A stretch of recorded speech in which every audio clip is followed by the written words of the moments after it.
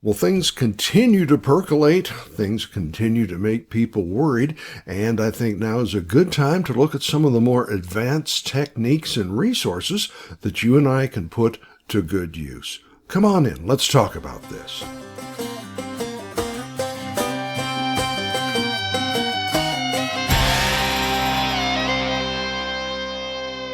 Well, hi, everybody. I'm Bill Bateman, part of the team here at Refuse to be a Victim Personal Protection Training, and we are located in the Medford, White City area of Southern Oregon, and that's kind of where we do business. If you ever have an opportunity, we'd love to have you stop on by the range and say hi, get to meet you face to face. Well, I completed my Ollie class. We had a good group, 50 people, got about 9 hours of in-class training or online training, depending what they chose. And one thing we did in the last class, especially in light of recent current events, was looking at some of the more advanced ideas and advanced topics, because we have to be honest, things are heating up, and I don't care if you focus on the weather or you focus on the political situation. Things are getting a little interesting, and that's not in a good way. So I thought I'd circle back on some of the ideas we talked about and go a little more in depth.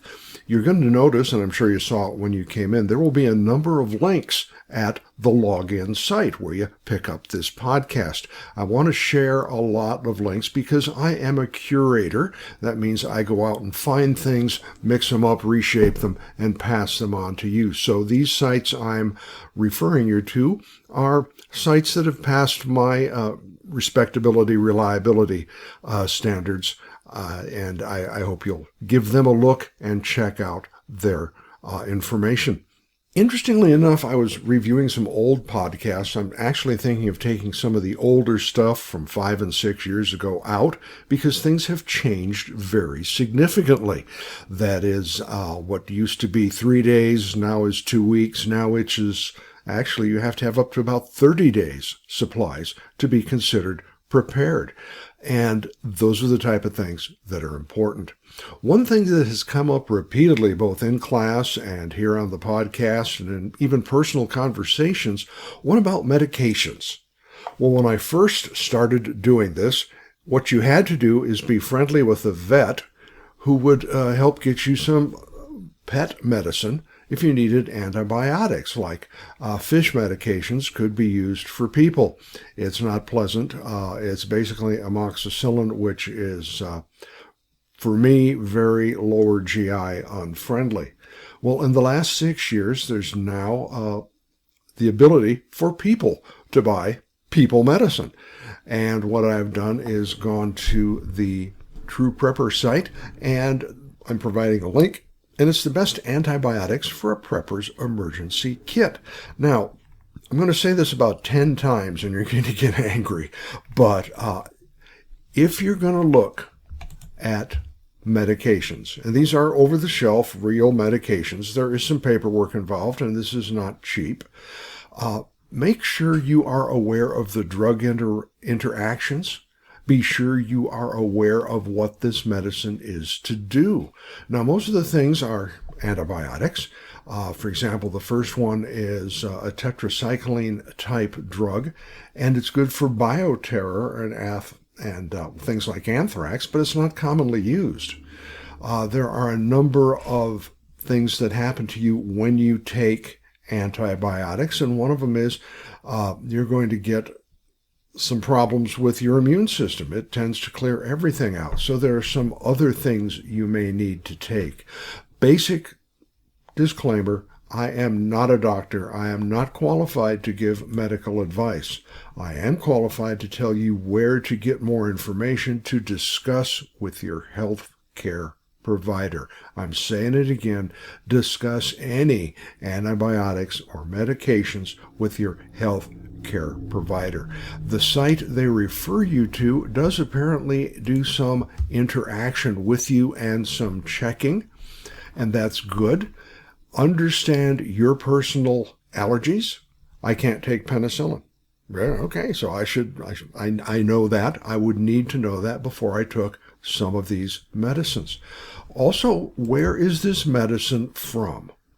What is the source of this medication? You're checking with your physician, you're understanding what these things are and what they do and what their side effect is, and where is this stuff from? If it's from the United States and Canada, you've got a 99% chance of it being good stuff. If it's from Buffalo Bob's Fildirt and Omeprazole in, I can't pronounce it, Stan, you probably are getting junk. You could even be getting something that is not good. So, promised I'd say it a lot. Your best bet is to check with your own personal physician, your health care provider, and say, hey, I am prepping. You can purchase extra medicine. I have, through my doctor and through my pharmacy, paid the necessary money for an extra 30-day supply of those things I must take. I then rotate those in with my present stock, so I'm not putting one bottle of pills off in the woods somewhere and then 6 months to a year to 2 years later hoping it's still going to be good. I rotate my stuff out, just like I do in my food and my water and everything else that is perishable. So best bet, go to your doctor, get some information. If it turns out you can do this, check this site out. It looks like it has a lot of common medications. They appear to be using good protocols, but like anything else, it's your responsibility to make sure of what you're putting in your mouth and what's it going to do when it hits your tummy. There are also things, I know Amazon has a pharmacy, as I think of it, and you would probably be able to work with them. Bear in mind, anything that is a controlled medication, like a pain control, I'll use oxycodone because that's commonly known, but anything, Vicodin, things that you need a prescription for pain pills, you're probably not going to be able to get extra of. That's a possible addiction, misuse, black market thing. I don't see a lot of people going out and, hey man, can you hook me up with some oxycillin? It could happen, but it's not something, all it's going to do is give you a loose stool and cure your rash. So it's not a party drug. Look at what you're getting, know the source, know what it's going to do. Start with your health care professionals. Also on the same issue, first aid PDFs also on this site. One is Where There Is No Doctor. It's a village care handbook, and it's a guide for getting through a difficult first aid situation when you don't have a lot of resources. And this is basically made for third world countries or people dropping into Mesopotamia and trying to help out the locals. They don't have a lot of things to use, so what can you do? How can you treat people with basic roots and herbs? Now, I will tell you, quite frankly, I have worked with a person, an individual used to be with our group, knew a lot about herbal and natural medicine. This person studied for years. Do not go out and grab a book off Amazon and go through the forest and start picking stuff and trying to eat it. This requires training. This is why it's advanced. If you're going to look at this stuff, herbal medicine, folk medicine, work with someone who actually knows what you're doing. Especially when you get into gathering roots and berries out there, some of that stuff can kill you. Some of this stuff can cause paralysis. Some of this stuff is very lethal. So this is advanced. Yes, explore new alternatives. Yes, begin training. Yes, get good resources. And don't expect this to be a snap, okay, I read the book, I'm good to go. I would not anymore try and jump out of a plane with no instruction than I would gather roots and berries and, tree bark, you can use that for aspirin, if it's the right sort of tree bark, maybe. So there is another PDF that I think is important, Where There Is No Dentist. Now, this is a dental guide for layman's terms, what to do when you're out in the middle of nowhere, when something hits the fan. I have been in situations, I had an impacted wisdom tooth requiring a root canal and actually ended up in an implant. My whole face hurt. I cannot tell you when the dental stuff really starts and gets really, really bad, it's excruciating. I couldn't think, I couldn't eat, I couldn't keep food down. It was horrible. So we got our first aid kit, we got our emergency food, we got this, we got that. What are you going to do in a dental emergency? Well, who's the first person you're going to talk to? You're going to talk to your dentist and find out what's available, what their information is.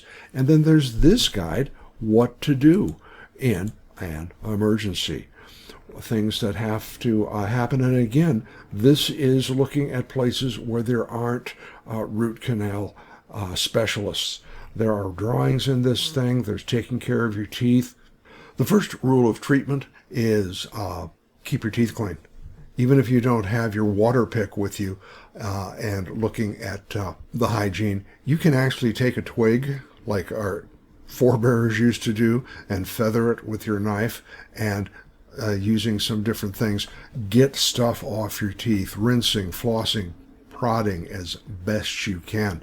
So looking at alternatives, both when there's no doctor, when there's no dentist, alternative medicines, when you don't have access to your local pharmacy, and all the precautions that go with that. This is not something you want to do just putting on a respirator or a gas mask the first time. There's going to be some fumbling. There's going to be some problems. If you're talking about your health, this is something to invest your time in right now. Talk to your healthcare provider. Talk to your dentist. Get good information and don't go to one source. Go to a number of sources and make sure they're reputable. I make a lot of jokes about where people get their information. Use your good sense. These are your teeth. This is your stomach. Those are your chest pains. You're going to want the most accurate, reliable information you can get. Okay, also talking on the idea of long-term, the idea of survival caches and dispersing your resources. Well, what does that mean? Well, okay, I've got a wonderful supply of supplies, and let's say for the sake of discussion, because I'm not going to tell you where it is, I've got it in the garage. Okay. Tree falls on the garage, flattens it all. I am now without supplies. If you have a hurricane, your supplies can be scattered over a 6-block radius. It's nice to share, but not particularly in that manner.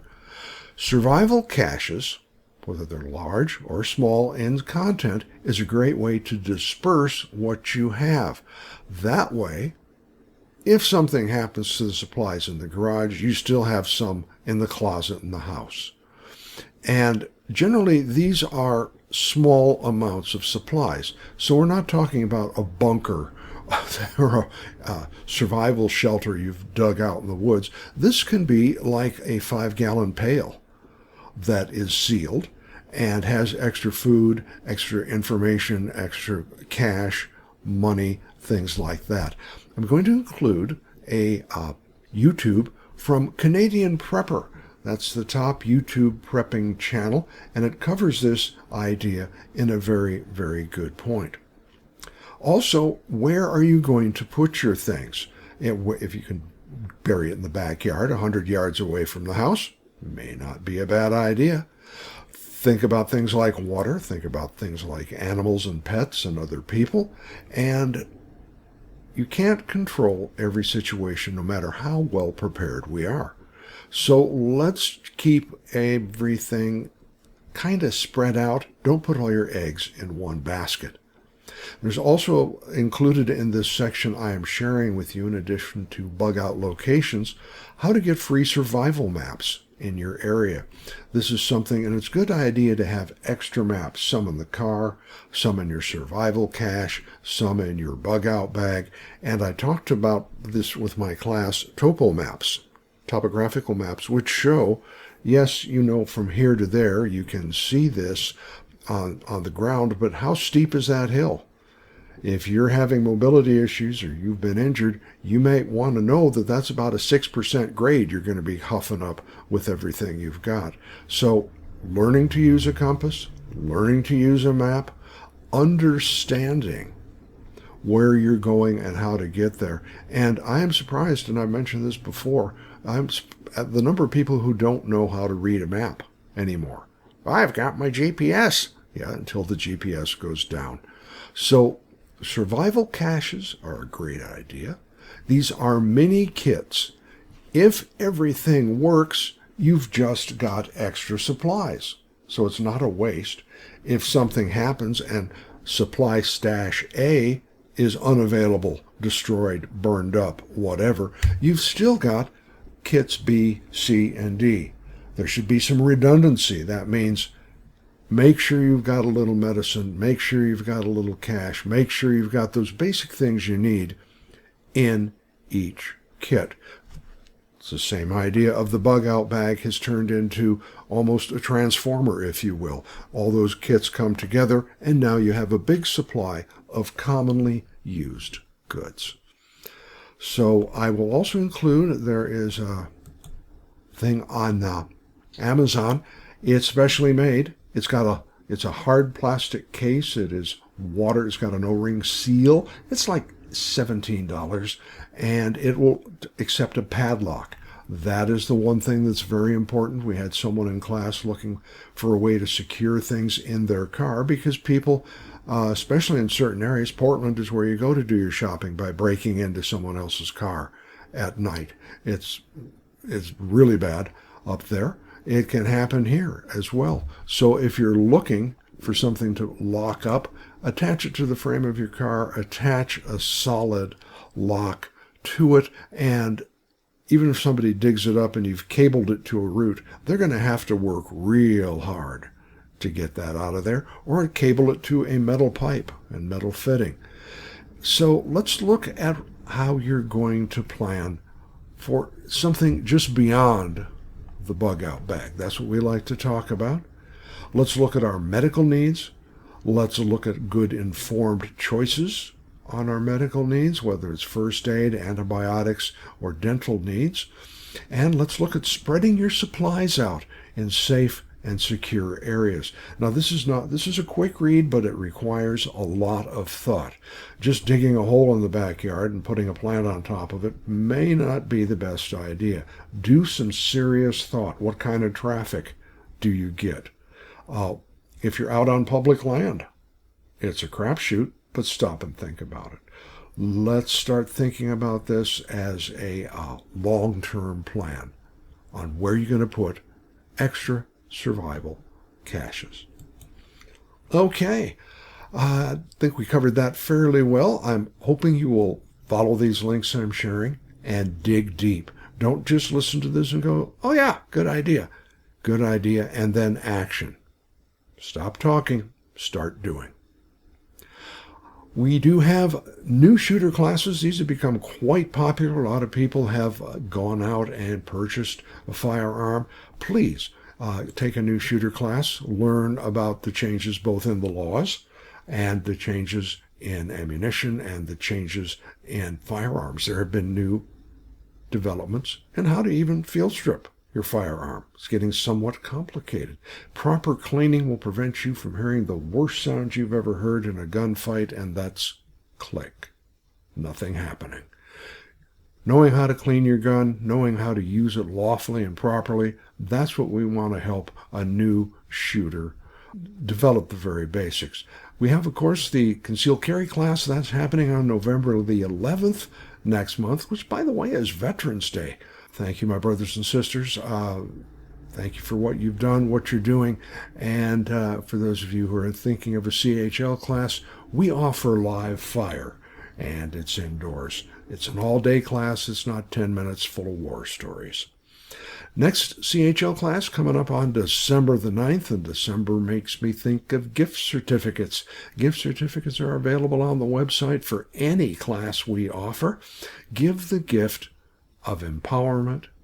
Give the gift of self-sufficiency. Classes are available as listed on the web. We do offer personal one-on-one training. Those are premium classes because instead of a class with a number of people in it, you're getting one-to-one instruction, but they're worth a whole lot more. So, classes coming up, new challenges ahead. I'd like to invite you to stop by the range, either to come by and say howdy or get some well-needed practice. We will be back next week right here, same bat time, same bat station. And until then, be safe. We'll see you next week.